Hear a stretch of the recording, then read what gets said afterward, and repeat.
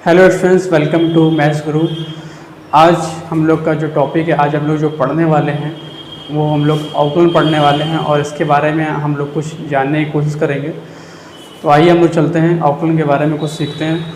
तो सबसे पहले हम लोग देखते हैं कि आउटलाइन की डेफिनेशन क्या होती है। तो आउटलाइन की डेफिनेशन क्या होगी? आउटलाइन एक ऐसी प्रक्रिया है जिसके द्वारा हम किसी एक चर राशि के सापेक्ष दूसरे चर राशि में होने वाले परिवर्तन की दर को ज्ञात करते हैं।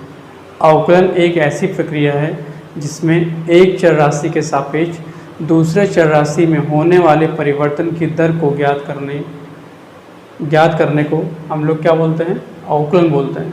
यानी कि ये प्रोसेस होता है। उसके बाद जो हमें इसका आंसर मिलता है उसको हम लोग क्या बोलते हैं? अवकलज या फिर अवकल गुणांक।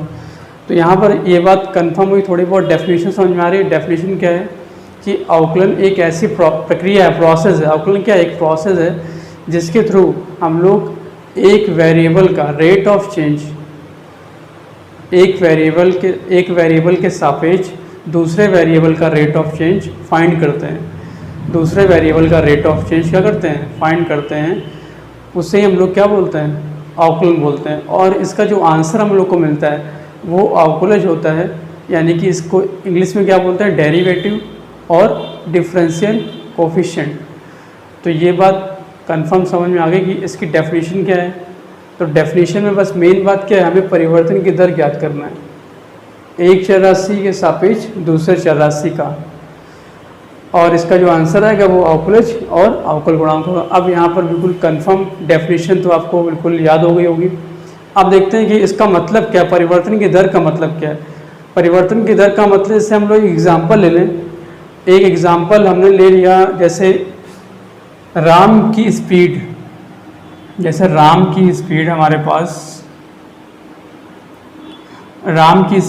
हमारे पास 50 किलोमीटर पर आवर है। इसका मतलब क्या हुआ? इसका मतलब वो एक घंटे में कितना जा रहा होगा? 50 किलोमीटर जा रहा होगा। इतनी बात कंफर्म समझ में आ रही होगी कि एक घंटे में वो कितना जा रहा होगा? 50 किलोमीटर। यानी कि 1 आवर में वो डिस्टेंस कवर कर रहा होगा 50 किलोमीटर की। तो अब यहाँ पर देखते हैं, जैसे अगर हम लोग ने इसको हम लोग ऐसा लिखेंगे 50/1 किलोमीटर, और ये आवर होता है नीचे। यानी कि हम लोग का जो फॉर्मूला होता है वो क्या होता है? As speed is equal to distance upon time. तो डिस्टेंस हमारा क्या 50 है, टाइम कितना है? 1 आवर है। तो ये बात कंफर्म है कि हम लोग ऐसा लिख सकते हैं। अब यहाँ पर देखते हैं कि अगर 3 आवर हो तो 3 आवर में वो कितना डिस्टेंस कवर करेगा? जब एक घंटे में 50 जा रहा है तो 3 आवर में कितना जाएगा? 150 जाएगा। कितना जाएगा? 150 किलोमीटर। इतनी बात कुछ समझ में आई। अगर हम लोग फिर से इसको लिखना चाहें तो हम लोग कुछ ऐसा लिख सकते हैं। ये बात कंफर्म हो पा रही है कि नहीं हो पा रही? कुछ ऐसा लिख सकते हैं। तो इसका मतलब क्या हुआ कि अगर हम लोग टाइम में चेंज कर रहे हैं तो डिस्टेंस अपने आप चेंज हो रहा है। टाइम में चेंज कर रहे हैं तो डिस्टेंस भी चेंज हो रहा है। ये बात कंफर्म हो पा रही कि नहीं हो पा रही? क्योंकि यहाँ पर हम लोग क्या पढ़ रहे हैं? परिवर्तन की दर। अवकलन का मतलब परिवर्तन की दर निकालना। अवकलन का मतलब क्या हुआ? परिवर्तन की दर निकालना। जैसे अब यहीं पर हम लोगों ने एग्जाम्पल समझा कि नहीं समझा कि राम की जो स्पीड थी वो 50 किलोमीटर पर आवर थी। एक घंटे 50 जा रहा था, तो 3 घंटे में कितना जाएगा? 150 किलोमीटर।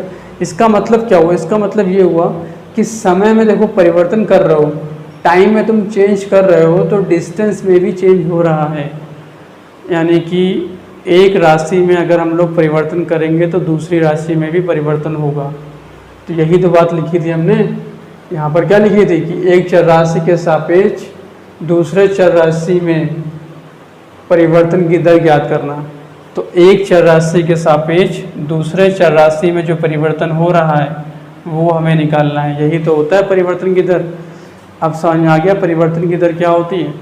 अब यहाँ पर हम लोग क्वेश्चन के अकॉर्डिंग एक छोटा सा क्वेश्चन देख लेते हैं कि इसमें हम लोग कैसे समझेंगे। y इज इक्वल टू, हमारे पास जैसे एक क्वेश्चन लिखा हुआ है f(x) है, ये एक हमारा function y is equal to अगर हम लोग इसका डिफ्रेंशिएशन करेंगे, अवकलन करेंगे, तो यहाँ पर dy/dx आ जाएगा। ऐसा हम लोग लिखते हैं जब भी हम लोग अवकलन करते हैं तो कुछ ऐसा लिखते हैं ना, सिंबल dy/dx। तो अब इसका मतलब क्या हुआ कि अगर हम लोग एक राशि x है और एक राशि y है, x राशि में कुछ चेंजमेंट कर रहे हैं तो y राशि में भी अपने आप चेंजमेंट हो रहा है, यानी कि परिवर्तन की दर समझ में निकल के सामने आ रही है। तो ये बात समझ में कि अगर हम लोग x में चेंजमेंट करेंगे तो y में भी अपने आप चेंजमेंट होगा। इसका मतलब ये होगा, क्योंकि डेफिनेशन के अकॉर्डिंग। अब इसके बाद हम लोग क्या करेंगे, dy/dx y fx है तो यहाँ पर fx पुट कर लेंगे, और इसका जब x के सापेक्ष, यहाँ पर हम लोग क्या लिखेंगे, x के सापेक्ष।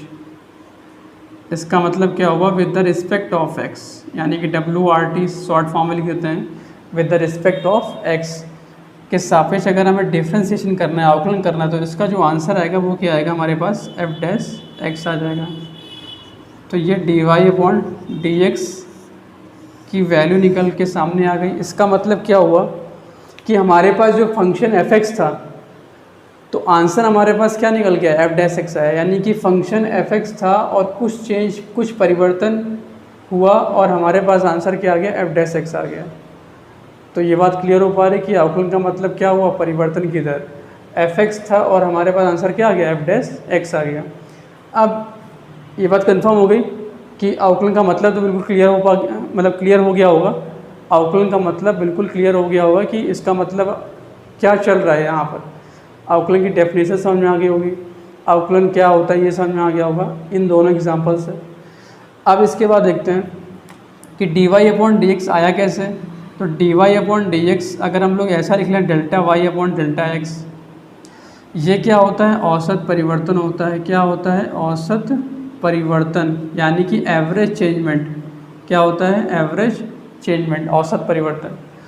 तो अगर हम औसत परिवर्तन, ये बड़ा चेंजमेंट है, बड़ा डिफरेंस है, अगर इसमें हल्का सा डिफरेंस करें, छोटे पार्टों में ब्रेक करना चाहें, तो हम लोग क्या करेंगे, Δy/Δx में अगर हम लोग लिमिट Δx टेंड्स टू 0 करें, यानी कि लगभग 0 के बराबर परिवर्तन करेंगे, लगभग 0 के बराबर अगर हम लोग परिवर्तन करेंगे, तो हमारे पास क्या आएगा, dy/dx आ जाएगा। ये बात समझ में आई कि dy/dx कैसे आता है। तो dy/dx इस तरीके से आएगा कि अगर हम लोग औसत परिवर्तन में अति सूक्ष्म परिवर्तन करेंगे, लगभग 0 के बराबर अगर परिवर्तन करेंगे Δx में, तो हमारे पास कन्वर्ट किस में हो जाएगा, तो Δy में भी सूक्ष्म परिवर्तन होगा। इसमें अगर सूक्ष्म परिवर्तन बिल्कुल ज़रा सा परिवर्तन करेंगे तो इसमें भी चेंजमेंट हल्का सा ही होगा। तो ये कन्वर्ट किस में हो जाएगा, dy/dx में। तो dy/dx का मतलब क्या हुआ कि हमने x में बहुत ही माइनर सा चेंजमेंट किया तो y में भी माइनर सा चेंजमेंट होगा। ये सारी बातें अब क्लियर हो पाई कि अवकलन पूरी तरीके से समझ में आ गया होगा आप लोग को। तो अब हम लोग चलते हैं फॉर्मूले की ओर। आपके सामने फॉर्मूले लिखे हुए हैं, अब यहाँ पर देखते हैं फॉर्मूले किस तरीके से क्या है, फॉर्मूले देख लेते हैं हम लोग यहाँ पर। तो फॉर्मूले देखिए यहाँ पर, dy/dx ऑफ x की पावर n x की पावर n-1, ये सबसे ज़्यादा इंपॉर्टेंट फॉर्मूला है, सबसे ज़्यादा यूज़ होने वाला फार्मूला कौन सा है, x की पावर n। यानी कोई भी फंक्शन अगर x के फॉर्म में होगा तो हमेशा तुरंत दिमाग में आ जाना चाहिए कि हमें क्या लगाना है, x की पावर n लगाना है।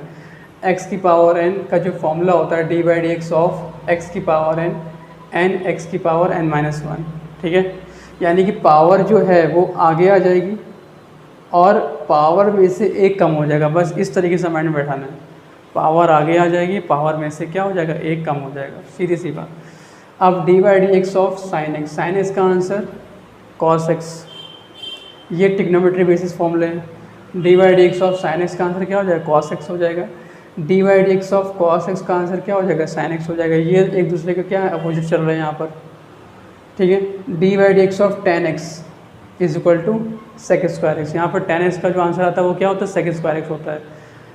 जैसे हम लोग उससे अगर देखें जोड़कर ट्रिग्नोमेट्री के फॉर्मूले से sec² माइनस tan², तो समझ जाओ tan इधर है तो उधर क्या होगा, sec² होगा।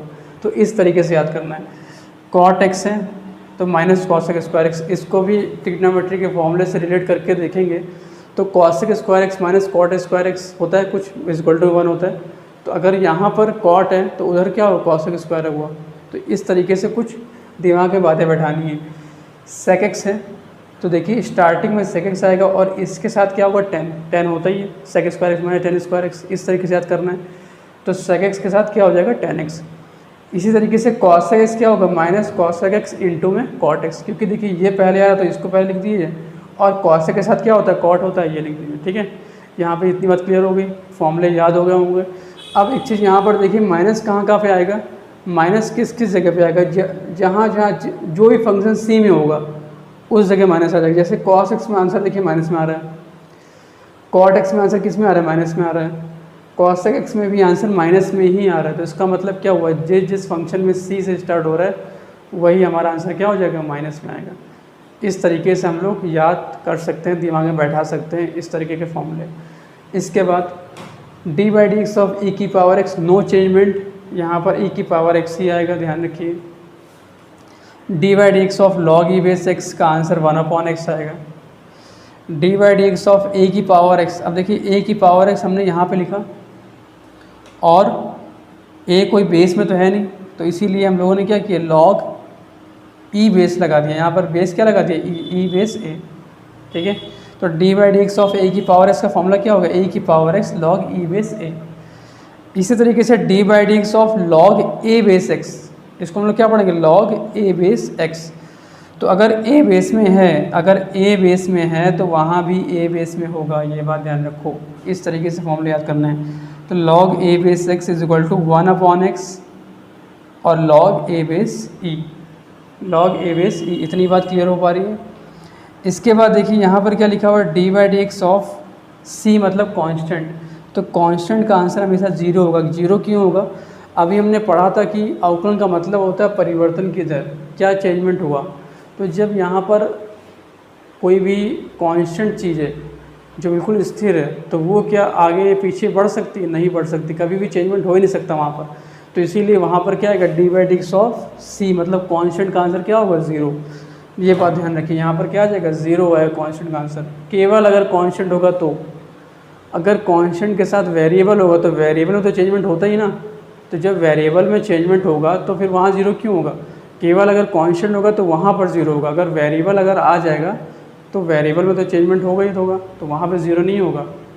बात किसी कर रहे हैं हम लोग सिर्फ कांस्टेंट की, केवल कांस्टेंट, जैसे 2, 3, 4 इस तरीके से अगर बन के आ गया तो वहाँ पे आंसर क्या हो जाएगा, zero. D by d x of x, इसका आंसर 1 होगा।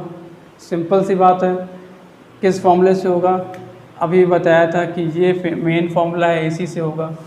अगर ये जाना चाहते हैं 1 तो देखिए ज़रा ध्यान से यहाँ पर कि D by d x of यहाँ पर x लिखा हुआ है, इसका आंसर 1 लाना है। तो 1 कैसे आएगा, यहाँ पर x की पावर 1 ही हो तो जब यहाँ पर कुछ नहीं तो आंसर क्या आएगा, 1 आएगा। तो पावर आगे आ जाएगी, x और एक पावर से कम हो जाएगी। जैसे फॉर्मूला जहाँ बताया था हमने, बिल्कुल ऐसे ही तो है कि पावर आगे आ गई, फिर x और पावर में से एक कम हो गया। तो जब एक कम हो जाएगा तो ये इससे 0, यानी x की पावर 0, तो x की पावर 0 का मतलब क्या होगा, 1। तो इस तरीके से इसका आंसर क्या आ जाएगा, 1 आ जाएगा। ऐसे ही d by d x of root x का जो आंसर आएगा 1/2 रूट एक्स आएगा। इसको याद भी कर सकते हो और निकालना भी सीख लो, कोई दिक्कत नहीं है, क्योंकि याद कर लोगे तो आगे बड़े बड़े जो क्वेश्चन होंगे उसमें जल्दी से यूज़ हो जाएगा, नहीं तो वहाँ पर टाइम लगाओगे। तो सिंपल सी बात है कि रूट एक्स का जो आंसर आएगा 1/2 रूट एक्स आएगा। और ये भी किससे आएगा, वो भी इसी फॉर्मूले से आएगा। ध्यान रखो, ये बहुत मेन फार्मूला है, इंपॉर्टेंट फार्मूला है। तो अब इसका आंसर कैसे आएगा, देखिए D by d x, x की पावर ये क्या है 1/2, तो 1/2 है। तो इसका मतलब क्या हुआ कि ये अगर हम लोग इसमें फॉर्मूला लगाएंगे कौन सा, x की पावर n वाला, तो वहाँ पर क्या होता है, पावर आगे आ जाती है और फिर x पावर में से एक कम हो जाता है। ये बात समझ में आ रही है, बिल्कुल डिक्टो उसी फॉर्मूले से लिख लिया हम लोगों ने।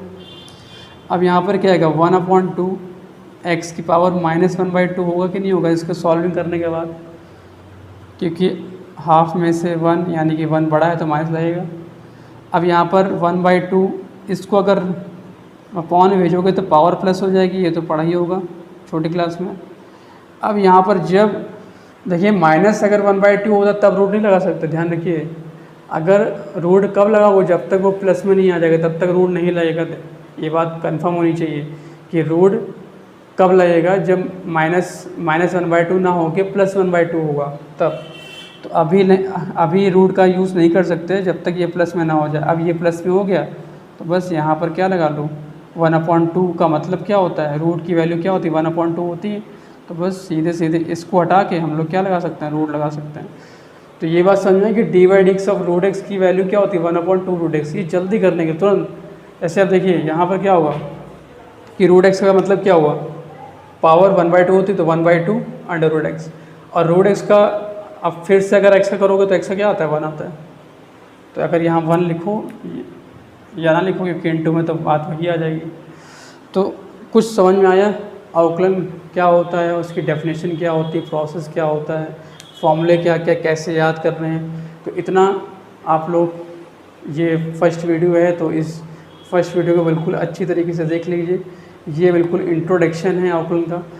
इंट्रोडक्शन पढ़ने के बाद हम लोग की सेकेंड वीडियो आएगी तो हम लोग अवकलन की जो एक्सरसाइज है वहाँ से स्टार्ट करेंगे, और इन्हीं फॉर्मूले के बेसिस पे पहले हम लोग क्वेश्चन करेंगे, फिर हम लोग आगे बढ़ते रहेंगे। तो अगर वीडियो अच्छा लगा हो तो लाइक, सब्सक्राइब और अपने दोस्तों को शेयर कीजिए, और हम लोग मिलते हैं नेक्स्ट वीडियो में।